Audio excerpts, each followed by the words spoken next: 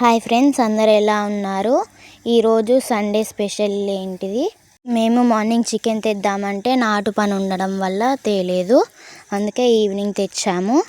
మా స్టైల్లో అయితే ఇప్పుడు చికెన్ వండుతున్నాము. ఫస్ట్ గ్యాస్ వెలిగించుకొని కళాయి పెట్టేసి తగినంత ఆయిల్ వేసుకోవాలి. ఆయిల్ హీట్ ఎక్కాక కొంచెం జీలకర్ర వేసుకోవాలి. జీలకర్ర వేగాక సన్నగా కోసుకున్న ఉల్లిపాయలు వేసుకోవాలి. ఉల్లిపాయలు వేసాక పచ్చిమిర్చి కూడా వేసుకోవాలి. ఉల్లిపాయలు లైట్ బ్రౌన్ కలర్లోకి వచ్చే వరకు వేయించుకోవాలి. ఉల్లిపాయలు కొంచెం కలర్ వచ్చాయి.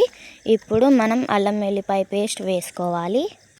ఈ పేస్ట్ నిన్ననే ఫ్రెష్గా రెడీ చేసి పెట్టింది. ఈ అల్లం వెల్లిపాయ పేస్ట్ బాగా వేగాక పసుపు వేసుకోవాలి. పసుపు వేసాక మళ్ళీ ఒకసారి బాగా కలుపుకోవాలి. ఇప్పుడు మనం ముందుగా కడిగి పెట్టుకున్న చికెన్ని వేసుకోవాలి. ఇప్పుడు ఈ చికెన్కి అల్లం వెల్లిపాయ పేస్ట్ బాగా పట్టేలాగా కలుపుకోవాలి. ఈ చికెన్ మీద ప్లేట్ వేయకుండా మీడియం ఫ్లేమ్లో కొద్దిసేపు ఉడికించుకోవాలి.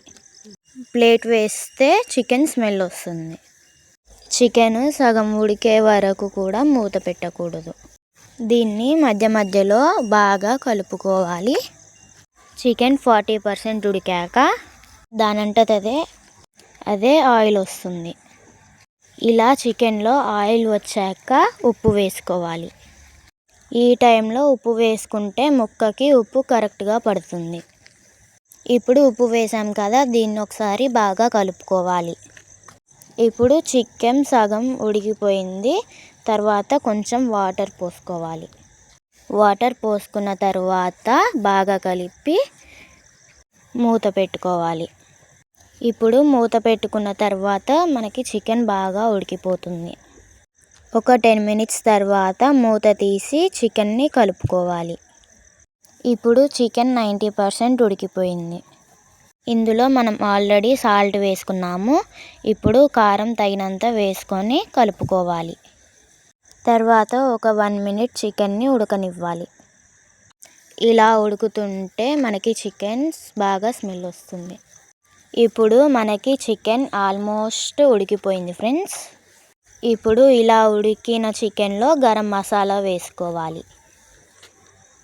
మీ దగ్గర చికెన్ మసాలా ఉంటే అది కూడా వేసుకోవచ్చు.